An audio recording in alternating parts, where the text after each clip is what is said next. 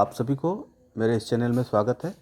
आप लोग इस वीडियो को देखने के पहले इस चैनल को जो एजुकेशन विद एमपी सर है उसको सब्सक्राइब कर दीजिए और अपने दोस्तों को शेयर कीजिए और वीडियो को गौर से देखिए, आपको बहुत ही लाभ पहुंचाएगा। ठीक है, तो वीडियो देखिए।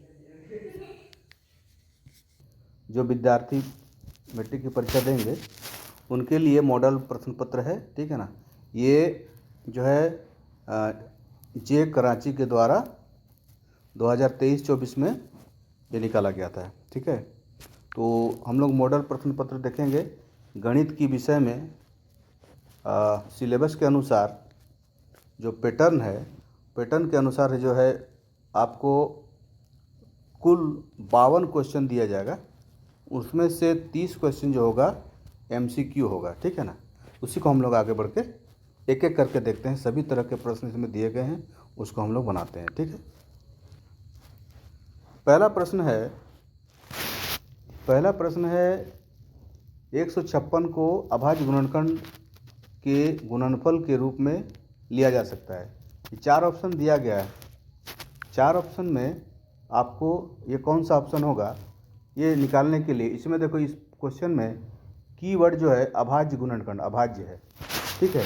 तो हम लोग जानते हैं कि अभाज्य संख्या 2, 3, 5, 7, 11, 13, 14, 13, 17 ये सब होता है। तो जो प्रथम 2, 3, 4, 2, 3 और 5 है ये अभाज्य संख्या है। अभाज्य संख्या से इसको हम लोग गुणनखंड करेंगे 156 को। तो पहले 2 से करेंगे तो ये हो जाएगा आपका 78। फिर से 2 से करेंगे 39, फिर ये 3 से जाएगा, ये भी अभाज्य संख्या है। 2 और 3 दोनों ही अभाज्य संख्या है, ठीक है ना। तो इस तरह से हम लोग करेंगे। 3 से जाएगा, 3 के 3 और 13 तिया 39 होता है। 13 से 13 कम 13, यानी 2 गुना 2 गुना 3 गुना 13, ठीक है। ये अभाज्य गुणनखंड होगा इसका। तो इस आधार पर अगर देखें तो 2 गुना 2 गुना 3 गुना 13 ये ऑप्शन 2 में है, ठीक है। यानी कि क्वेश्चन 1 का आंसर होगा बी नंबर। 6/15 का दशमलव प्रसार कैसा है? शांत है, अशांत है, अशांत अनावर्ती है, इनमें से कोई नहीं। देखो ये 3 तरह के। शांत का मतलब होता है कोई भी बट्टा वाला संख्या है। मान लीजिए 6/15, तो नीचे वाला को देखेंगे, नीचे वाले को हर बोलते हैं और ऊपर वाले को अंश बोलते हैं। हर यदि 2 या 5 का गुणज हो, ठीक है ना। जैसे 2 का गुणज क्या होगा? 2, 4, 6, 8, 10, 12, 14, 16, 18, 20। इसी तरह 5 का क्या होगा? 5, 10, 15, 20, 25। तो ये 2, ये नीचे जो हर है 6/15, यहाँ जो 6/15 दिया हुआ है, ये 6/15 का जो हर संख्या 15 है, ये 5 का गुणज है, इसलिए ये शांत संख्या होगा, ठीक है। शांत के लिए 2 और 5 का गुणज होना चाहिए, ठीक है। अच्छा, अशांत कौन होगा? यदि तो अनावर्ती बोलते हैं। तो इसमें होगा ए, आंसर क्या हो जाएगा? ए। तो 2 का आंसर हो जाएगा ए। 3 नंबर क्वेश्चन देखते हैं कि बोलता है कि किसी बहुपद px के लिए ग्राफ आकृति में दिया गया है, बहुपद के शून्यांकों की संख्या कितनी है? तो देखो इस तरह के क्वेश्चन को हम लोग देखते हैं कि ग्राफ होता है, ठीक है ना। ग्राफ में x दाहिने तरफ और बाएं तरफ x का माइनस मार्क होता है, ऊपर की ओर y होता है, नीचे की ओर माइनस मार्क होता है y का, और बीच में जो होता है 0 होता है। तो ये जो है ये x एक्सिस है, x अक्ष है। x अक्ष में कोई कर्व यानी कि टेढ़ा मेढ़ा जो लाइन होता है, कर्व जो लाइन होता है, वो अगर जितनी बार काटता है उतनी बार हम लोग उसको उसका संख्या x का संख्या मानते हैं। तो इस पैटर्न में यानी ग्राफ के इस पैटर्न में देखोगे तो आपको 4 बार काटा गया, ठीक है ना। 1 बार, 2, 3, 4 इस तरह से काटा गया, ठीक है, इस तरह से, ठीक है ना। फिर से देख लेते हैं। ये आपका जो है x को कैसे काटा गया है? इस तरह से काटा गया है। 4 नंबर क्वेश्चन बोला जा रहा है कि द्विघात बहुपद x² माइनस 7x प्लस 12 के शून्यांकों का योग निम्नलिखित में से चुनें। शून्यांकों का योग यानी कि मूलों का योग। शून्यांकों का योग alpha plus beta equal to होता है -b/a, ठीक है। यहाँ और अल्फा बीटा यानी कि अल्फा गुना बीटा बराबर होता है c/a। तो यहाँ b/a है, इसका जो है आंसर होगा वो किस पर, a equal to 1, b equal to -7, c equal to हो जाएगा +12, इसलिए alpha plus beta equal to होता है -b/a। तो इक्वल कर देंगे -b का जगह, b के जगह -7, a इक्वल टू 1, तो माइनस माइनस माइनस +7, आंसर क्या हो जाएगा 7। तो इसके ऑप्शन कहाँ है, बी। तो 4 नंबर क्वेश्चन का आंसर बी। आगे बढ़ते हैं।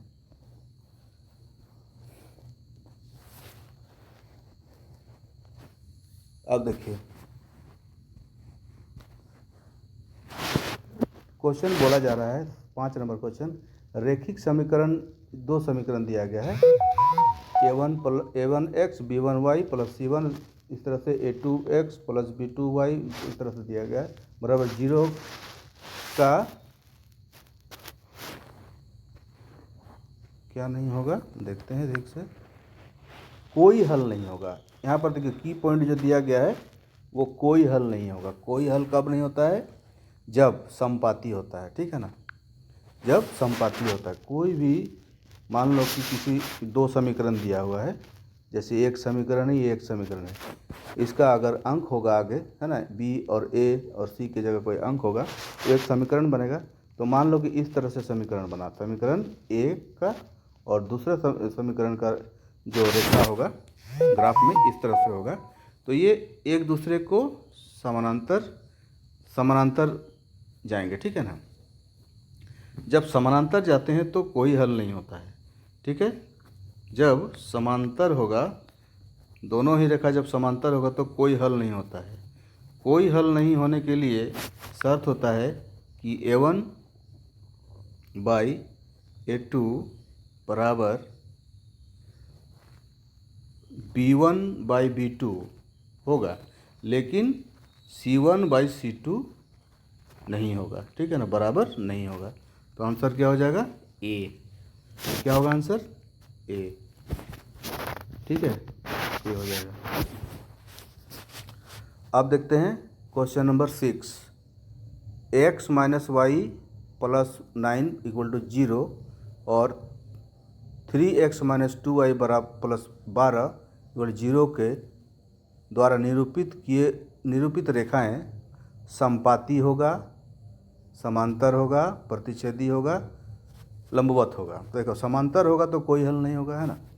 तो यहाँ हम लोग निकाल लेंगे, इसको कैसे निकालेंगे, a1 बराबर जो है यहाँ पर x के आगे 1 है, b1 इक्वल टू है आपका -1, c1 इक्वल टू जो होगा वो +9 है। इसी तरह a2 बराबर है 3, b2 बराबर है आपका -2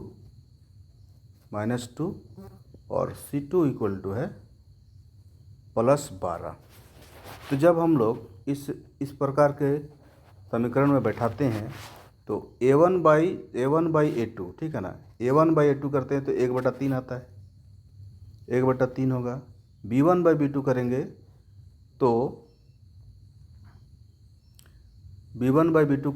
तो क्या होगा, -1/-2 होगा। अब देखिए, और ये हो जाएगा 9/12, तो 3 तिया 9 और 3 चौके 12। तो इसमें जो है कोई बराबर नहीं है, ठीक है ना। तो ये क्या होगा, ये जो होगा, कोई जब बराबर नहीं होता है तो इसमें समांतर होता है, ठीक है ना। तो आंसर हो जाएगा आपका समांतर, 6 का बी।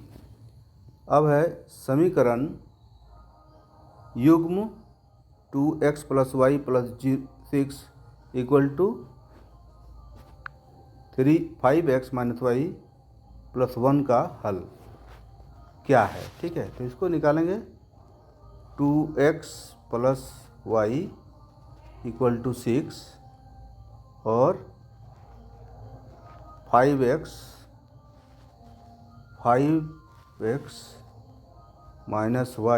= 1। तो इसको क्या करेंगे, सीधा हल हो जाएगा, जोड़ देते हैं। 5 और 2 7x बराबर 7, x = 7/7 = 1। x का मान आपका हो गया 1, तो y तो हम लोग कहीं भी रख देंगे तो आ जाएगा, जैसे। और 5x - y = 1 का हल कैंसिल। 7x = 7, इसलिए x = 7/7 = 1, यानी x = 1 हो गया। अब x = 1 जब आ गया तो हम लोग बैठा देंगे किसी भी संख्या, मान लो कि इस समीकरण में बैठाते हैं तो क्या होगा, 2x + y = 6, 2 × 1 + y = 6, इसलिए y = 6 - 2 = 4, y = 4, x = 1 और y = 4। ये आपका ऑप्शन दिया गया है, x = 1 और y = 4, यानी आंसर बी, 7 का बी। निम्नलिखित कौन द्विघात समीकरण है। द्विघात समीकरण के लिए इसका पैटर्न होना चाहिए, इस प्रकार का पैटर्न, है ना, यानी कि ax² bx + c, यानी कि x का सर्वाधिक घात 2 होना चाहिए, तो तभी हम उसको द्विघात समीकरण यानी कि क्वाड्रेटिक इक्वेशन बोल सकते हैं। तो इस तरह से हम लोग देखेंगे। देखिए, हम लोग पूरा सीधा सरल भाषा में हम लोग बात कर रहे हैं, इसलिए मुझे पूरी उम्मीद है कि आप लोग समझ में आ जाएगा। ठीक है ना। जैसे ए है कि नहीं, देखते हैं। ठीक है ना। ए क्या बोल रहा है कि x - 3 का होल स्क्वायर है और बराबर के बाद है आपका x² - 7x। फिर से लिखते हैं,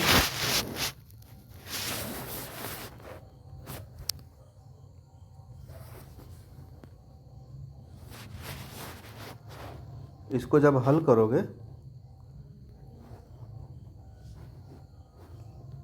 x - 3 को हल करेंगे और बराबर के बाद वाला को हल करेंगे, x² - 7x + 5 को जब हल करेंगे तो यहाँ पर हो जाएगा x² + 2ab + b², और इधर बराबर के बाद जो है x² - 7x + 5। इसको ठीक से करते हैं तो x² प्लस माइनस हो जाएगा ये 6x + 9। देखो, ये कहने का मतलब है कि x² कट जाएगा, x² तो कट जाएगा, तो x² है ही नहीं, इसका मतलब ये द्विघात समीकरण नहीं होगा। ठीक है, ये नहीं होगा। इस पे आते हैं, इसमें भी वही चीज़ है, x², तो क्योंकि बराबर के उस पार x² है और बराबर के इस पार भी x² आएगा, क्योंकि x + 1 का होल स्क्वायर है तो x² आ जाएगा, ये दोनों कट जाएगा। ठीक है ना। इस प्रकार हम लोग देख सकते हैं कि ये भी नहीं होगा, ये भी नहीं होगा, ये भी नहीं होगा, तो ये होगा। ठीक है, देख लेते हैं। देख, हाँ, x² + 1 का होल स्क्वायर और इधर है आपका 2 × x - 3, तो ये x² होगा प्लस 2x = 2x - 3, इसको इधर लाएंगे, यानी कि एक का x का स्क्वायर हो रहा है। इसका मतलब ये हुआ कि समीकरण जो है ये सी, नंबर 9 का सी होगा आंसर। ठीक है। द्विघात समीकरण के मूलों की प्रकृति निकालना है। मूलों की प्रकृति क्या होता है, देखिए, मूलों की प्रकृति होता है, पहले हम लोग डी निकालते हैं, विभक्त का जिसको बोलते हैं, b² - 4ac। ठीक है, डी जिस पर होगा, और मान लीजिए कि डी जो होगा 0 के बराबर होगा, डी अगर 0 आ जाता है तो मूल जो होगा वास्तविक होगा और बराबर होगा, वास्तविक और बराबर। ठीक है, डी अगर बड़ा होगा 0 से तो वास्तविक और असमान होगा, वास्तविक और असमान होगा। ठीक है, और डी अगर छोटा होगा 0 से तो वो मूल जो होगा वास्तविक नहीं होगा, वास्तविक नहीं होगा, नहीं होगा। इसलिए यहाँ हम लोग पहले डी निकालते हैं 10 नंबर में। तो यहाँ पर आपका ए दिया हुआ है, ए दिया हुआ है 1, बी दिया हुआ है +7, सी दिया हुआ है 6। तो डी निकालते हैं, बी स्क्वायर माइनस 4ac होता है, 4ac होता है। बी कितना है 7, 7 का होल स्क्वायर 4, ए 1, सी कितना हुआ 6 है, 6 से 6 चौके 24 और 37 होती 49, 25 बचेगा। डी जो हो गया है आपका 25 आया, अर्थात डी बराबर 25। 0 से कंपेयर करेंगे, 0 से बड़ा है डी, है ना, ये जो है 0 से बड़ा है, वास्तविक और असमान। ठीक है ना, असमान होगा। ठीक है, तो आंसर क्या हो जाएगा यहाँ, है कि नहीं, वास्तविक और वास्तविक एवं असमान, आंसर बी। यदि द्विघात समीकरण इतना का मूल समान हो, मूल समान हो तो के का मान निकालो। देखिए सिंपल सा, पहले हम लोग क्या करते हैं, हम लोग क्या करते हैं, मूल अगर समान हो तो के का मान निकालते हैं।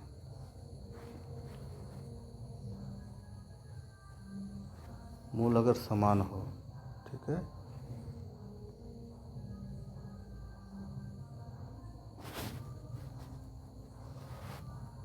डी बराबर 0, बी स्क्वायर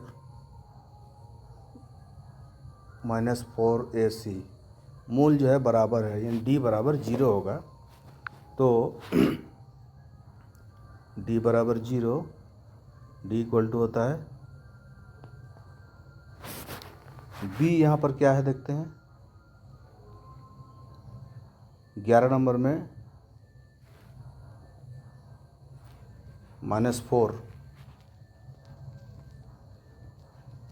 4 गुना ए 1 है, सी कितना है के बराबर 0। अब 4 चौके 16, इधर हो गया -4k बराबर 0, बराबर को उस पर ले जाते हैं 4k हो जाएगा, इसलिए k इक्वल टू हो जाएगा 16/4, 4 चौके 16, k का मान क्या हुआ 4। आंसर क्या हो जाएगा, आंसर हो जाएगा आपका डी। इसी तरह से आगे बढ़ेंगे। ठीक है, अब देखिए सार्वंतर वाला आ गया है ना, सार्वंतर वाला आ गया। बोल रहा है कि 24, 21, 18, इसमें जो होगा सार्वंतर क्या है। सार्वंतर निकालने के देखिए ए है वाला, सेकंड है a + d है, ठीक है, और ये है a + 2d, ये संख्या है। अगर नंबर में लिखते हैं तो इस तरह का होगा a + d a + 2d ऐसे जाएगा। ठीक है, तो अगर निकालना होगा तो हम लोग कैसे निकालेंगे, इसका सार्वंतर निकालने के लिए दूसरा से पहला घटाते हैं, यानी कि 21 से पहला है 24 और दूसरा है 21, 21 से घटा देंगे 24 तो -3 होगा। ठीक है ना, ठीक है, तो -3 आंसर है इसमें, यस है आंसर, डी इक्वल टू। और एक बार देखते हैं, जैसे 18 से 21 18 से 21 घटा देते हैं। 18 से 21 अगर घटाते हैं तो -3 होगा इसमें भी। इस प्रकार हम लोग निकाल सकते हैं, ठीक है। तो आंसर हो जाएगा आपका 12 का 3। 13 का देखते हैं।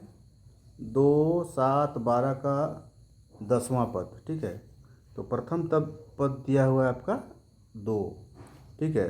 अंतर निकालेंगे डी इक्वल टू डी, यानी कि सार कॉमन डिफरेंस डी, ठीक है ना। कॉमन डिफरेंस कितना है? 7 में से 2 घटा देंगे तो 5, शायद -5 होगा, नहीं ठीक है, 5 होगा।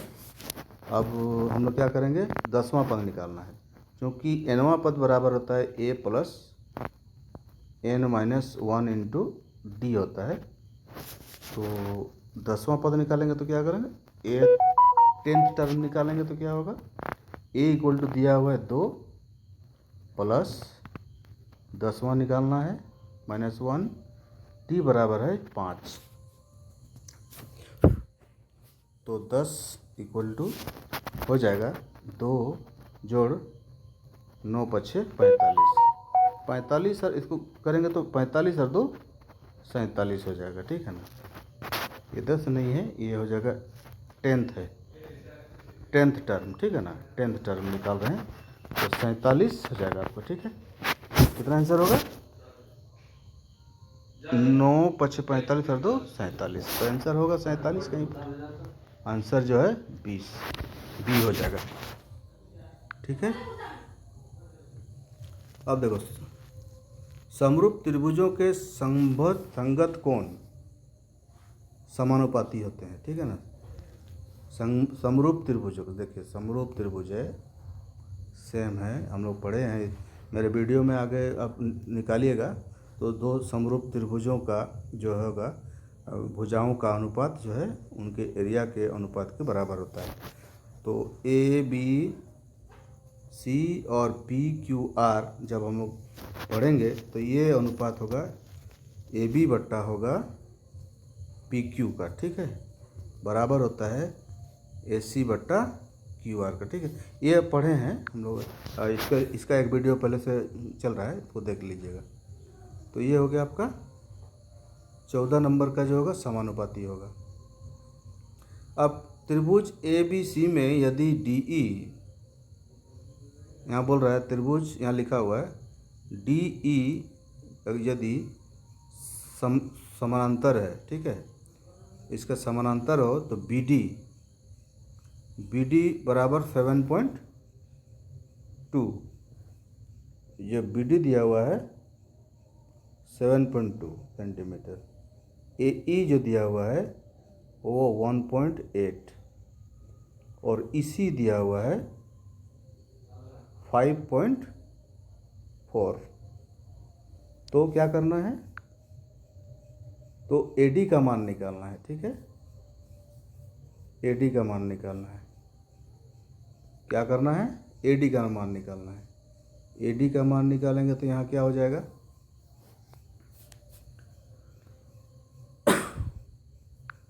फिर से देखते हैं। AD का मान निकालना है, मान लो x, ठीक है। BD बराबर 7.2, 7.2, AE बराबर 1.8 और 5.4, इसी बराबर 5.4। हम लोग जानते हैं AD बाई DB बराबर होता है AE बाई BC, ठीक है, ये होता है। तो मान बैठा देने से आपको इधर आ जाएगा, यानी कि x बाई 7.2 और इधर हो जाएगा आपका 1.8 बाई 5.4, ठीक है। 18 × 3 = 54 होता है, 3 बार में जा रहा है ना। और x इक्वल टू हो जाएगा 7.2 बाई 3, तो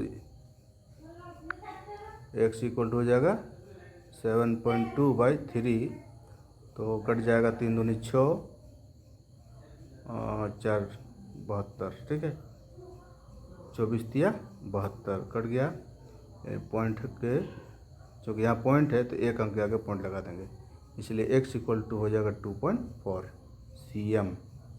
यहाँ पर है कहीं पर 2.4, देखते हैं 2.4 है, सी नंबर आंसर। 15 का क्या हो जाएगा, सी हो जाएगा। अब 16 नंबर देखते हैं। ए बी सी में ए बी बराबर 6√3, ठीक है, तो कौन बी निकालना है। अच्छा, ए सी बराबर 12 है, बी सी बराबर 6 है। ये मान लो बी सी बराबर 6, ठीक है।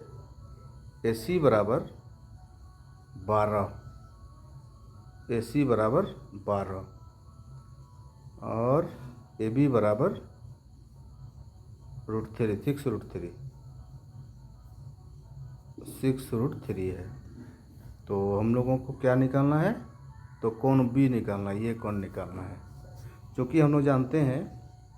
अब हम लोग देखेंगे कि ये दोनों जो है, ये ए बी और बी सी दोनों कहीं समकोण का तो नहीं है। तो समकोण होने के लिए इन दोनों का वर्गों का योग, यानी कि 6√3 का होल स्क्वायर जोड़ बी सी, यानी कि 6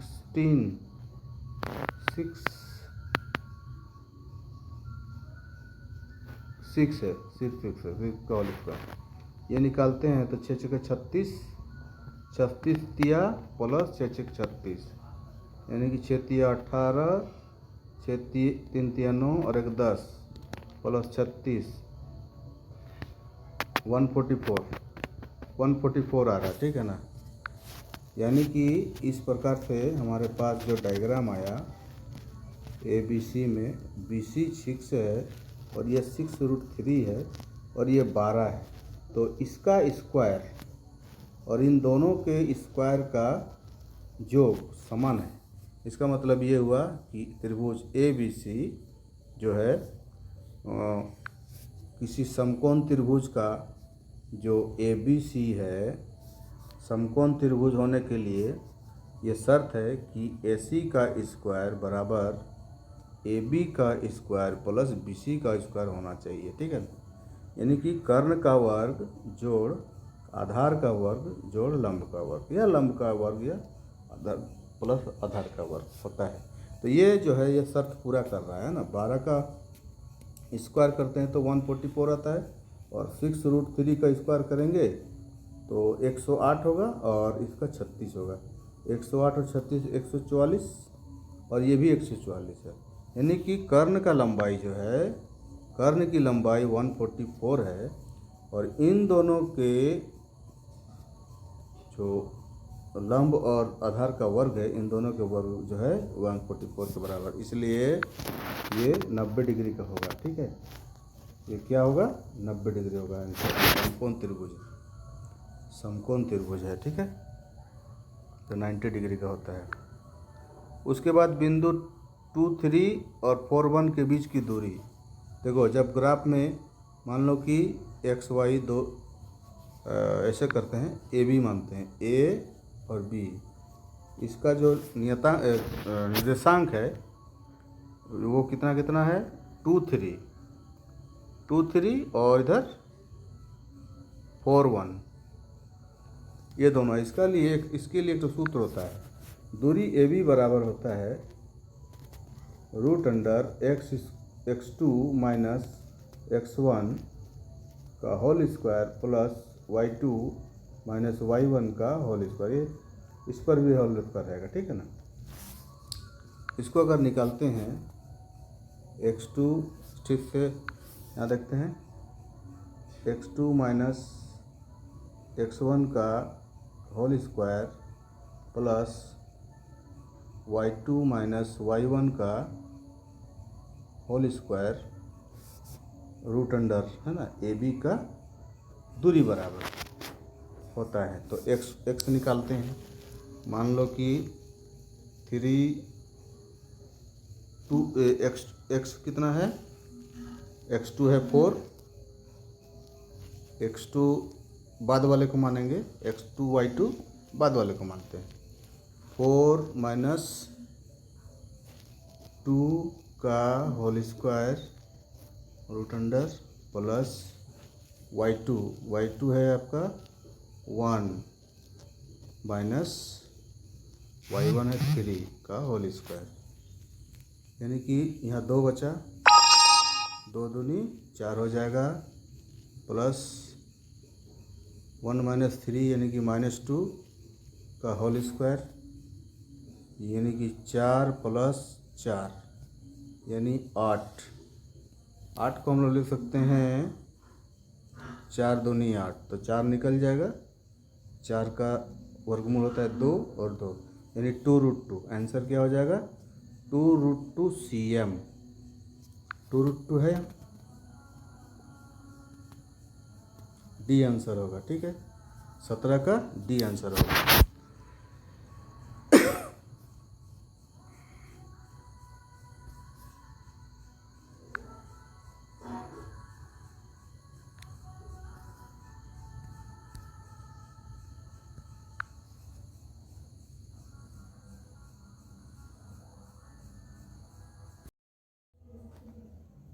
देखिए अब जो है प्रश्न संख्या जो है वो है 6 क्या बता रहा है, 6 बोला जा रहा है कि समीकरण x minus y plus 9 equal to 0 और 3x माइनस 2y प्लस 12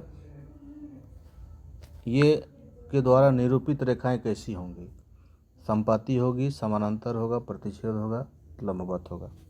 तो इसको ज्ञात करने के लिए हम लोग क्या करते हैं कि वहाँ देखते हैं कि a दोनों समीकरण का a और a1 और a2 का जो है, मान लीजिए कि इस समीकरण का a कितना है 1 है, और इसका देखेंगे a2 कितना है 3 है ना, इससे कंपेयर बराबर यहाँ पर देंगे और देखेंगे कि b1 b2 कितना है, इसमें b1 कितना है -1 है, y के साथ में माइनस लगा हुआ है, इसका मतलब है कि ये जो है यहाँ देखिए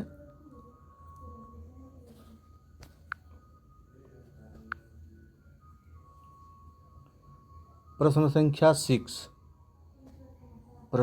6 को हम लोग ठीक करेंगे। 2 समीकरण दिया हुआ है, इसमें 2 समीकरण दिया हुआ है, x माइनस वाई प्लस 9 बराबर 0 और 3x माइनस 2y प्लस 12 बराबर 0 के द्वारा निरूपित रेखाएं क्या होंगी, समपाती होंगी, समानांतर होंगी, प्रतिच्छेद हैं या लंबवत है। ठीक है ना, ये दोनों समीकरण का a1/a2, b1/b2 और c1/c2 से कंपेयर करेंगे, तो इससे हम जो है हम बनाएंगे इसको। ठीक है, तो इस समीकरण का a1 b1 c1 होगा और इस समीकरण का a2 b2 और c2 होगा। तो वो देखेंगे a1/a2 की कितना है 3 है। ठीक है, b1/b2 देखते हैं -1/-2। ठीक है, और c2 क्या हो जाएगा 9/12। तो माइनस माइनस कट गया, यानी कि 1/3 1/2 और 9 चौक 3 तिया 9 और 3 चौके 12। देखिए कोई किसी से बराबर नहीं है। ठीक है ना, जब कोई किसी से बराबर नहीं होता है तो प्रतिच्छेद होता है। क्या बोलते हैं, एक दूसरे को प्रतिच्छेद करेगा यानी हल निकलेगा। ठीक है, तो आंसर हो जाएगा प्रतिच्छेदी है। ठीक है, आंसर हो जाएगा प्रतिच्छेद।